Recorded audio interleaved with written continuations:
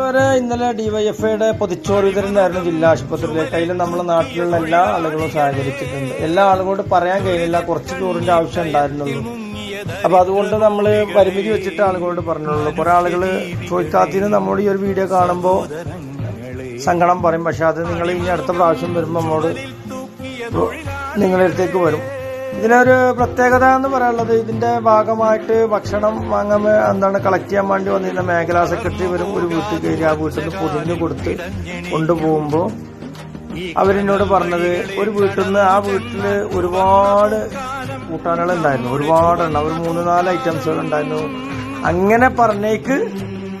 അപ്പൊ അവരോട് ചോദിച്ചു എന്തുകൊണ്ട് അങ്ങനെ കൊടുത്തു എന്ന് ചോദിച്ചേക്ക് അവർ പറഞ്ഞത്, ഇതേമാതിരി നമ്മള് ആ ഹോസ്പിറ്റലിൽ നിന്ന് ഇങ്ങനെ വാങ്ങിയിരുന്നു. ആ സമയത്ത് ഞമ്മക്ക് കിട്ടിയത് അത്രയും നല്ലൊരു ഇതായിരുന്നു.